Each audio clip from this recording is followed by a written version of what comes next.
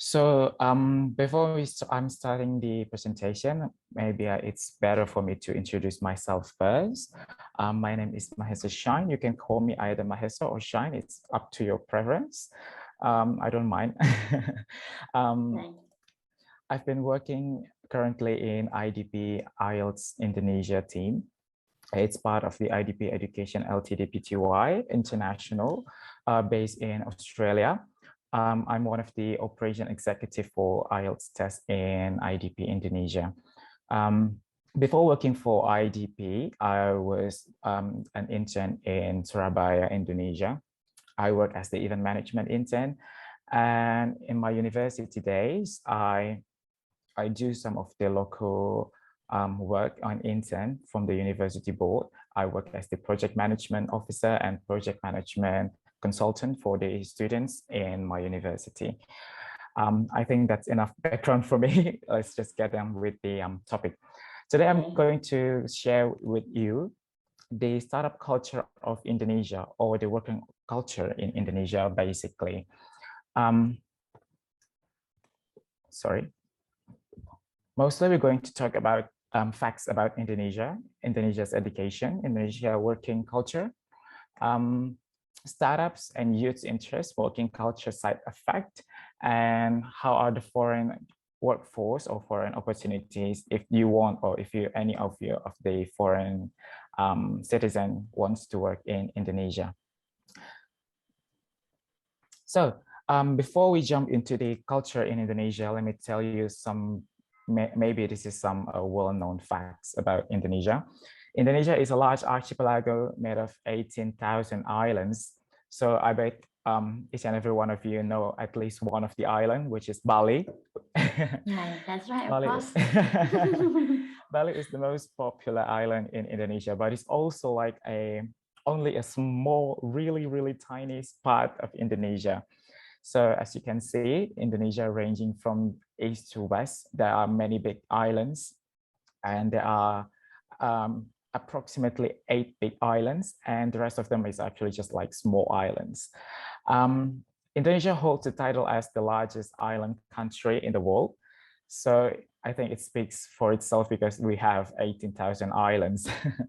And the second well-known fact is Indonesia is the 4th populous country.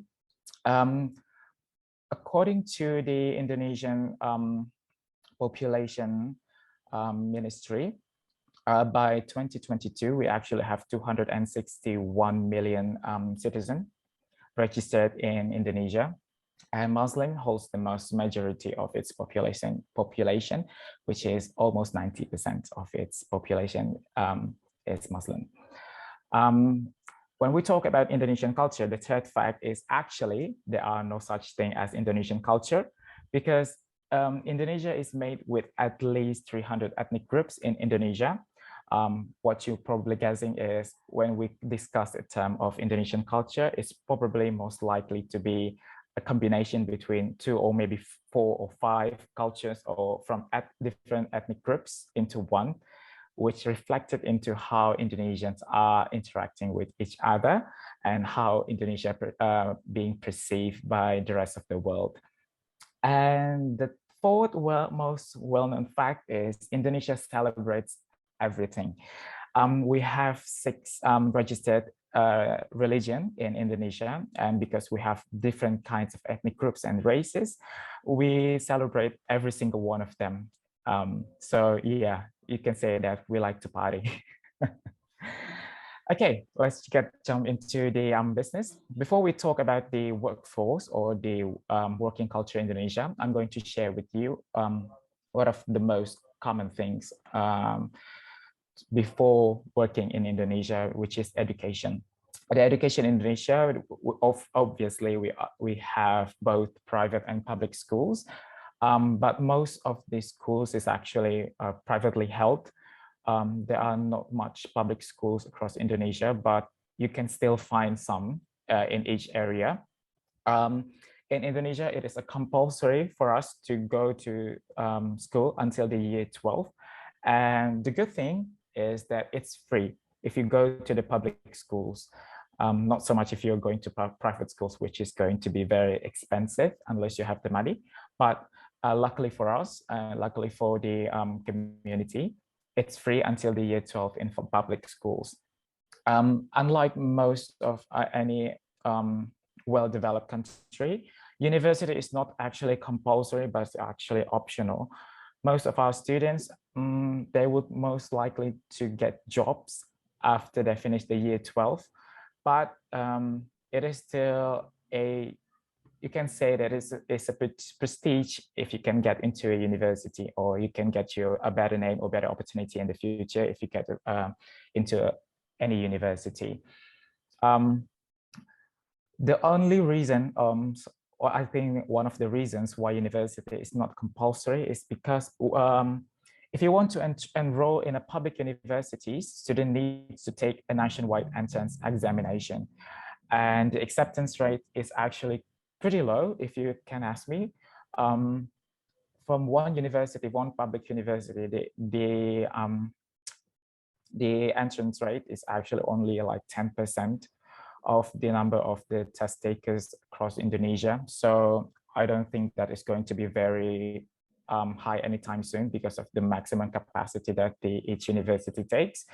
And the private university, obviously not going to be one of the options for the for most of Indonesians, since it's going to be very expensive. Yeah, I think that's the basic that I can share with you about education in Indonesia. After normally, universities take about 3 to 4 years, depending on which degree or which field you're studying. In order to graduate from the university, you need to take the final thesis or the final writing assignment that you need to finish, and they're going to be a thesis events for each and every one of students before you can actually graduate from the university. And after university, most of our students are normally they just applying for jobs, or maybe if they want to pursue in a higher education, they would just go for their master's degree. Preferably, they would go for scholarships, but it's not compulsory. Again, university is not compulsory in Indonesia. So basically, you can do whatever you want in the state of university, or maybe after the bachelor degree. After they finish their university, they will apply for jobs. And now we're going to discuss the working culture in Indonesia. Oh, sorry, before we jump into that, there are several top universities. Maybe probably all of you, or maybe some of you already heard one of these. One of the most popular university in Indonesia is the University of Indonesia. It's ranking #1 in Indonesia and number 305 internationally. The second one is the University of Gajah Mada. The third is Bandung Institute of Technology, fourth Bogor Agricultural University, and the fifth is the Ponorogo University. This top 5 university actually have one of the lowest entrance rate percentage across Indonesia, because, for example, University of Indonesia only accept like 2,000 to 3,000 students per year, which is not very much, considering that the University of Indonesia is actually pretty wide and pretty large. And one of the most favorite majors our students are trying to achieve is, you can see on the right side, it's medicine, law, political science, engineering and computer science, business and economy, agriculture, languages, and literature. I think, speaking from my experience, medicine, law, and political science always rated on the top 3 because of the background of our, maybe it's just our culture, because they want to change their fate. They want to gain more money. One of the way to achieve that is by joining or enrolling in medicine and becoming a doctor, or maybe pursuing career in a law and becoming involved in politics. So that's why it's always ranking in top 3. Aside from that, engineering and computer science is definitely up there in the top 5 because of the demand in Indonesia of transitioning from traditional to a modern world is starting to become big. That's therefore many ITs, many engineers are being recruited in this current year, or maybe in the following year as well. Business and economy is, I think, most probably is also one of the most favorite or popular major across the world, not only in Indonesia, just because it's mainly discussed about business. And as one of the reasons is business and Indonesia is always interconnected with each other because of our background. We have Chinese and Arabic background, therefore we only have to do business and business and business. Agriculture is actually becoming the most favorite majors recently due to the certain changes towards the agriculture economy in this past 5 years, I guess. Young people, most likely trying to be innovative in the agriculture for the future reference, because Indonesians are still stuck in the older ways of agriculture. The younger generation are just trying to improve, and they are trying to be more innovative. Languages and literature is actually becoming more popular these recent days. There's a stigma in languages and literature majors that is actually the easiest one to in all of the top 7, I think, but it's not true, because I came from the literature background in my university, and it's not easy at all, but it's still very popular because languages and literature actually can jump into any of the other majors for your higher education degree if you are pursuing them in the future. So let's talk about working culture in Indonesia. Working culture in Indonesia is quite interesting because we have a culture where we tend to be very shy towards our higher ups. So the number one thing that you would realize when you are working in Indonesian company, whether it's the traditional company or maybe just a top-notch company or maybe even a startup, they always have a social hierarchy, meaning that the one who holds the higher position would become more respectable, or at least they're getting more respected by the lower ranked. For example, if I'm becoming a manager, obviously my staff will respect me, and they do that kind of blindly. But this is always showing, no matter where you are. So it's kind of like becoming all culture, even though it's not very traditional, or maybe it's not very good to be precise, but it's actually always showing. The second one, even though we always develop or maybe distinctively have a social hierarchy, but it is a compulsory for us to show good manners, no matter who you're talking to. Maybe the person is older than you, or maybe it's younger than you. You always have to show good manners. For example, you have to show your greetings every time you came into the office, or maybe you have to just simply say hello to your your senior, sorry.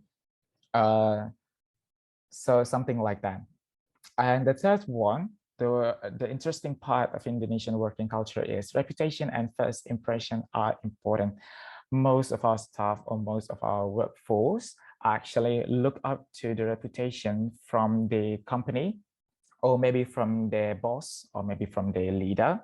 And actually the first impression is always the important one, because the Indonesian working culture is actually, they held it inside of your feelings, that the first impression is going to stick with you throughout your working days.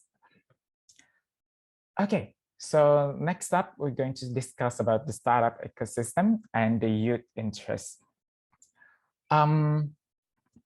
Startup ecosystem is actually just kind of go booming in the recent 10 years, I guess.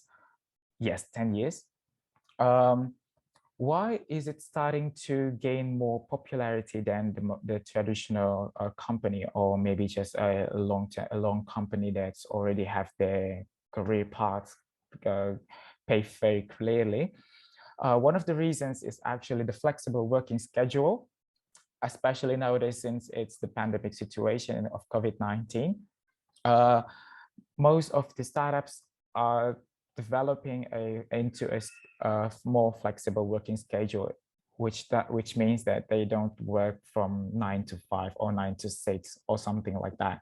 They actually can manage their own working schedule. This caught youth interest in terms of this schedule itself. Therefore, many startups companies are starting to recruit final year students because they can work from anywhere. Even if you are from the eastern part, the most eastern part of the most western part of Indonesia, you can work for the startup company without being any types of difficulties. The second ecosystem that I noticed in the startup company in Indonesia is they have more drive and motivation rather than the normal traditional company. This is because most of the startup company in Indonesia are actually was created by a youthful generation from overseas that they are I mean, they have their university degree overseas and they came back to Indonesia to create this company for them and to improve the Indonesia economy and system. Therefore, it's making the company itself feeling the youthful energy, and it actually makes them, the staff, I mean, they want to improve themselves.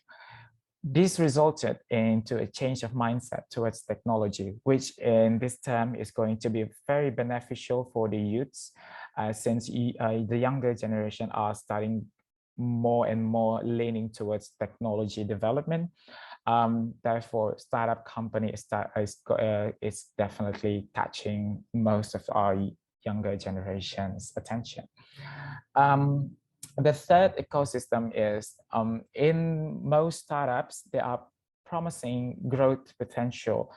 What this means is actually most of our startups keeps promising, not only promising, but they actually provide a self-development program into their working schedule, or maybe just they have this training, or they have this seminar dedicated to their employees. This supportive environment is definitely catching many eyes of the younger generation, probably not only the younger generation, but also the millennial generation, or maybe the X generations, because they want to be supported. They want to feel supported in a way, so they could work even better. In the growth environment as well, most of our startups are actually promoting, or at least trying to invite the employees to support more modern campaign. I noticed that in Indonesia, most of our startups are trying to lean more into a go green team, in a way that they are trying to reduce the global warming effect. And this actually one of the great way for the employees to be involved in the company itself. And one of the most prominent and one of the most noticeable difference between startups ecosystem and the traditional company ecosystem is the last point that I'm trying to point out, which is more diversity and international opportunity. Sorry for the typo there. I didn't realize until now. Startup ecosystem, they are building their business into a more international perspective. One of the largest company that I know is building their company from Indonesia. I mean, outside Indonesia is, I think, Gojek. I don't know whether you have heard this company or not. Gojek is already developing in Thailand, in Singapore, in even in Malaysia and in the Philippines. This opportunity, international opportunity, attracts many youths. Therefore, many of our younger generation are definitely going to be more attracted to this startup company. The diversity and the international was one of the results from the virtual world that we are creating in this pandemic era. That's why it's leading into a more prominent opportunity. I think that's all from for the startup ecosystem. Let's continue into the working culture side effect. Many of you would have probably guessed, even though we have many beneficial aspects came from the startups or maybe the traditional working culture, but there are some of the culture that is not very good for us Indonesians. One of the working culture that I'm trying to say is the first one is us, the Indonesian staff, employees are actually afraid to speak and express themselves, and they tend to have a very hard feeling. Many employees are proven to be brilliant in their field of studies or maybe in their field of work, but sometimes they cannot stand up for themselves and often do not have the guts against their bosses.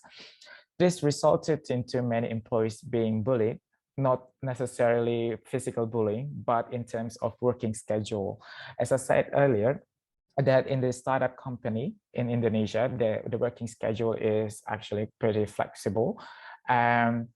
Because most of our Indonesian staff or employees tend to be more afraid to speak and express themselves, the higher ups tends to have used this opportunity for them to work extra hour. So, which leads me to the second point. Flexible working schedule leads to a more stressful environment and no boundaries. Like I said before, many of the higher ups tend to use this as to make their employees work extra hour without any credit. These two side effects actually interconnect with each other, which resulted into what we are trying to say, a hustle culture. In Indonesia, recently, I think it's in the past 3 years, hustle culture is becoming more and more popular, not because of the demand is really high, but because of the stress that it produces. Hustle culture basically means that you are working constantly without taking any break. And this would lead into a terrible work-life balance. I know that some of the startup companies are trying to fix this culture because it's proven to be not very effective for their employees themselves, because most of them are not becoming more focused. And this resulted also in the startup environment shows that the turnover for the staff is very high. So therefore, this is a problem for Indonesian working culture to be fixed, I think, in the near future. Now we have discussed about the working culture in Indonesia, whether it's traditional working culture or in the startup culture. I'm going to be discussing about the foreigners' youth opportunities to be working in Indonesia. I know that most of my foreign friends they're telling me that, oh, you're so lucky, you work in Indonesia, you can go to Bali anytime you want. But unfortunately, it is not that easy for foreigners to legally work in Indonesia. This is one of the reasons is because the government actually forbids some companies or local organization even in accepting foreign workforce unless it is absolutely necessary. When I'm telling you it's absolutely necessary, meaning that they need the expertise from foreign countries. For example, that we know that most of our IT team globally in Indonesia came from either Malaysia or India, but they are only allowed to be working remotely from their own host country as opposed to be coming to Indonesia. This because the visa arrangement for working in Indonesia is actually very difficult for foreigner. And it's not, the government is actually not very easy with the foreigners when they want to stay in Indonesia in a long term. Most career opportunities for international workforce are normally provided by the international NGO, like Save the Children, UNICEF, etc., maybe ILO. So like the NGO, sort of like that. This is one of the best possible route for foreigner youth force in order to work in Indonesia, because we have so many social problems in Indonesia. So the only reason that the government will be opening to a foreign workforce is definitely through NGOs. But if you want to open business, or maybe some just to work in a local company in Indonesia, is going to be very hard for all of my friends, including you guys in Indonesia. Actually, there is one other option for foreigners to be accepted in the working visa in Indonesia. One of them is actually to be a volunteer in teaching of your local language in schools and universities. Indonesia proven to be eager in learning many languages.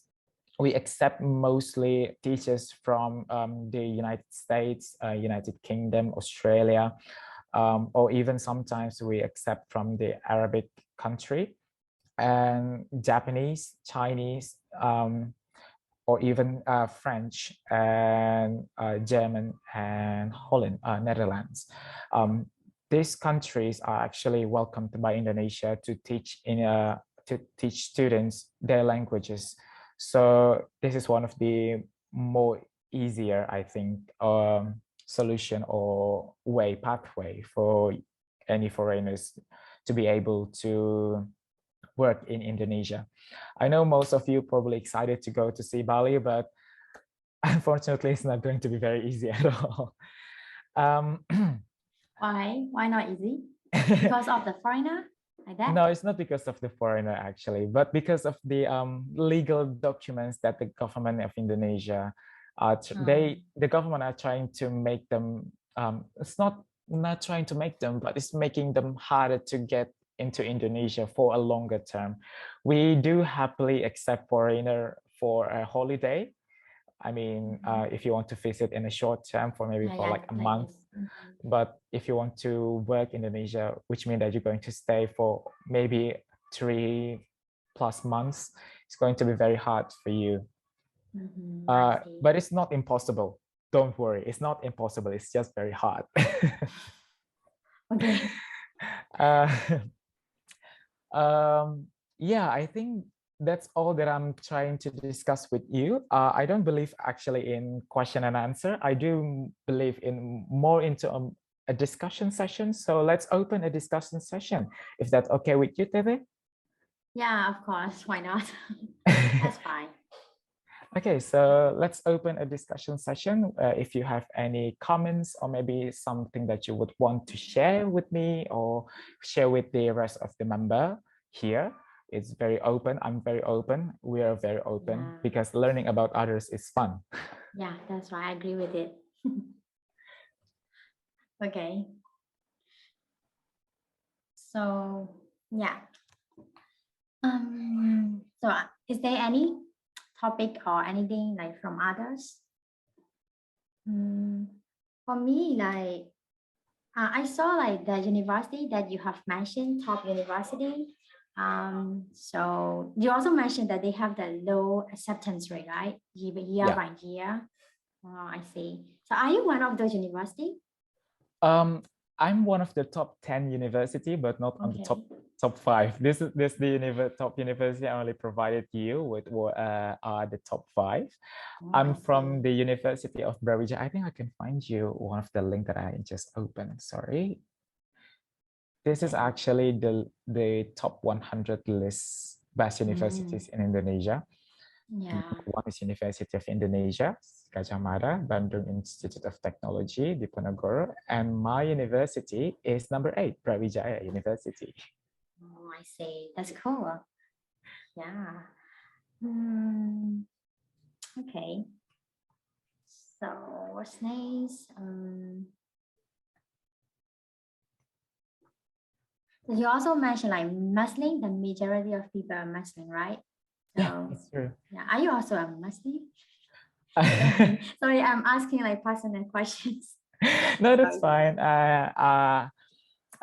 Even though that the majority of the Indonesian's population is Muslim, I'm not one of the majority, so I'm the minority. Oh, really? I Yeah. see. So it is like kind of like with Malaysia. Malaysia is also like their population has the majority in Muslim, right? Yeah, I think if you put it that way, yeah, we are quite similar to Malaysia in terms of culture and in terms of, Mm. this kind of things. Um, Mm. Malaysia, I think the majority is up to 80%, but Indonesia is Mm. almost 90% of its population is Really? Muslim. Oh, so you maybe like a like rare or prestigious or like something kind of race in your country like that? Not necessarily, but yes. But yeah, kind of. I know Kind it. of, yes. Okay. Yeah, because like in Myanmar, they also like that kind of thing. Yeah. I see. Yeah. So Mhm. I'm curious actually about Myanmar because most of our colleagues, I met most of our community member in Myanmar is actually from Myanmar. Sorry. Um, Oh, what are really? the cultural? I think so. No, no, no. I mean not Indonesia, not in Indonesia, but in Open Oh, Four. I see. Yeah. I'm thinking that you are saying from your like current job, like the other job. Yeah. No, but I'm actually curious about Myanmar's culture. What are the normal culture ways that are they implementing? What is the majority of culture in Myanmar? I don't know, maybe Buddhism, right? Trying it, Buddhism. And like one thing from Indonesia is I'm sure about it. Like what is it? Like you mentioned, like foreigners, right? Mhm. You mentioned according to your mention, you said the foreigners, like the foreigners things are kind of restricted in Indonesia. But I think like compared with Myanmar, we are not that much, straight with the foreigner things, and we are Mm, open for any foreigners, international. I think we are more internationalized or I than think so. Indonesia. Yeah, I I think think so so. because like we have other like companies. They are not like yours one like hierarchy or something that you mentioned, Mhm. social hierarchy thing. We don't have that kind of thing in most of our companies in Myanmar. They are like decentralized. The organization is, everyone can be a leader. Everyone can be like that. Oh, that's really I a think good so. thing, to be honest, compared to Mm-hmm. Indonesia, because I think Indonesian culture, not necessarily in the working terms, but we are actually afraid. I think this is only based on my own understanding. Mm-hmm, mm-hmm. We are actually afraid that we are going to be um, taken over again, if you know what I'm Oh, saying, because um, Indonesia was colonized by the Dutch colony for 350 years.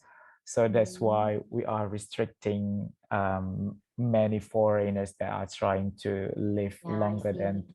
3 months, I guess, in Indonesia. Mm-hmm. I think that's based, it's kind of like a bitter end for the foreigners in Indonesia. But we do are happy that the foreigners are coming to Indonesia, but for the recreational purpose, not for working Mm-hmm. purpose, I guess. Mm-hmm, mm-hmm. I see. Yeah. Like I said before, it's not impossible, it's just very hard. I know, I you, know. I get you it. need you need to have many permits, many recommendation letters, and something like Yeah, this yeah. transition work Yeah. entry Paperwork permit. like that. Like, Yeah, like that. yeah, So it's very hard. They're going to make the process very hard. yeah, yeah, very high, I know.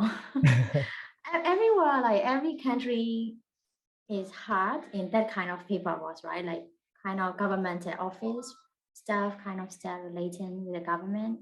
Yeah, every country, I guess. Yeah. Yeah, And yeah, yeah. also, yeah, you mentioned like about the university, that interesting. Yeah, at Indonesia, the university entrance is not compulsory, right? That's Mhm. interesting thing. In Myanmar, we don't have that kind of thing. We have to join university after secondary Ah, school. That's a mess. Yeah, like that. And oh wow. also like the job that the employers here only accept the graduates from the university, not from the secondary school. They only accept graduates from university, like that thing. Oh Yeah. wow. That's actually pretty impressive. I think I Quite mentioned impressive. earlier. There's I mean, nothing to it's it. How impressive though. Uh, no, so but it it's is actually impressive because of the enthusiasm in education, I think, in terms of that. like so it is very difficult for an undergrad to get a job here. Yeah, like that. Yeah. Oh, so that's a So downfall. if you only like pass the high school, High school, we cannot get a we job. cannot like do the like how do I say that the I white collar see. things like that. I don't know how to say it. You can only do like some kind of stuff, not the very impressive, very high I salary see. job. Yeah. I see. I understand what you mean. In Indonesia, we actually let me just go back for a couple of slides. In the education system in Indonesia, I mentioned that we have private and public schools. The public schools actually have this sort of like a community college year or community college institution. It's like a secondary school, but it's targeted to the students that they want to get a job after they finish the year 12.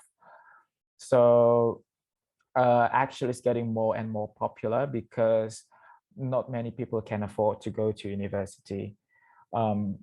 So most of our students are now going to are trying to go to this institution instead of the going to high school or secondary school, because this institution actually promise to find you a job after you finish year 12.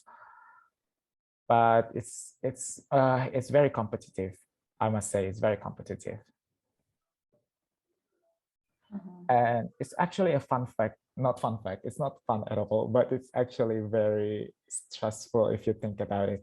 One of the facts, this is very stressful, but actually only 20% of Indonesian population have a degree in bachelor's, so have the undergraduate degree or just graduate from the university, only 20%. Really? Yeah, which is very, very extremely low. So you mean the graduate rate in Indonesia is extremely low, only 20%? Yes. That's great. That is good, I think, because in here, like even the like graduate still struggling to find a job. Yeah. Like only with a simple like bachelor, we don't it's not that easy to get a job, I think. Yeah. I see.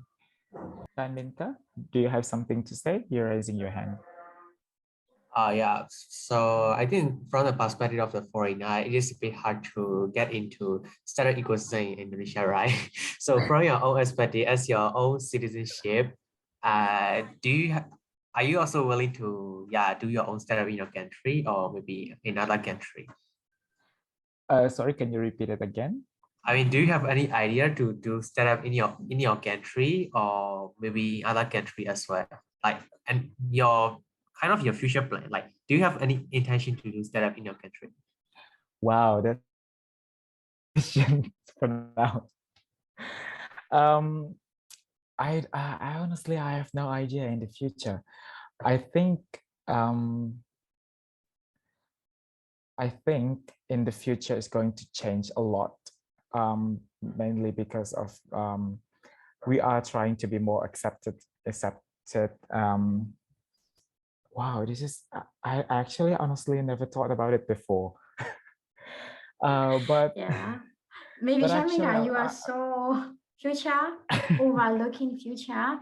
Don't worry about it. Just focus on the present. Why not? no, but it's actually a interesting Yeah. topic to discuss. But I never actually ever thought about it before.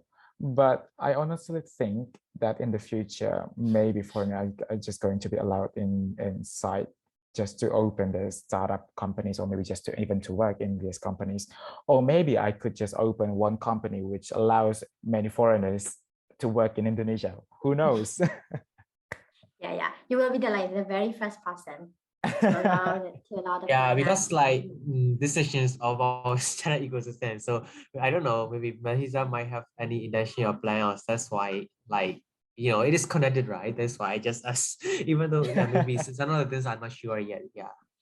Yeah, sorry to disappoint you, but I'm not really sure yet. I think I'm going to Yeah, it's find it in the okay. future. Just curious to know how it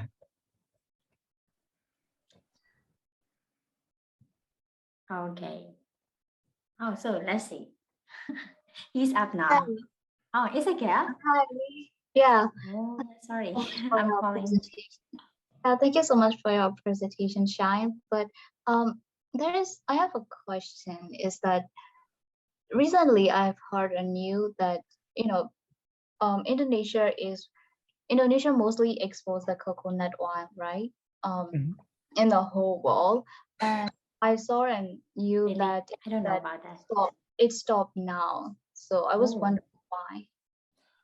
Wow, you are very up to date with the news. But No. yeah, that's actually correct. Indonesia is the one of the largest exporter of the coconut oil. But it's recently stopped, not fully stopped, but they are taking an actually into a more slow response. It's because of the environment activists are protesting. In Indonesia, in order to have this palm oil or the coconut oil, as you may say, we need to deforestate most of the forest in one of our biggest island. And it's if you know the process, it's very devastating because they are burning the forest, and which leads into the many of the animals and may just left there dying. So that's why they stopped the process now because of the environmental activists are protesting. That's one of the main reasons. But like for producing coconut, we don't need to cut off the trees, right? Just pick up the fruits, not like that. We have to cut off the whole thing like that. Not the fruit actually, but the seeds. Oh, I see. So, but the coconut plantation is not very big in Indonesia naturally. Therefore, they are opening spaces by cutting down trees, deforestate them in order to open up lot and land for them to plant this coconut tree, palm tree, all sort of coconut families that you can name them. One of the biggest heartbreak for me is when I saw they trying to burn the forest in Kalimantan, which is the southern part of Borneo in Malaysia, in order to open up a new land for this coconut and palm tree plantation. It's when you take a look at the video, it's actually very sad, but at the same point, coconut and palm tree is one of our biggest source of income. So it's quite difficult for Indonesian government. Yeah, we could say. Thank you, Lexi, for bringing that up. It's actually been quite submerged into the ocean for quite some time due to the pandemic issue. But now I just remember it again. Yeah. Thank you. Okay.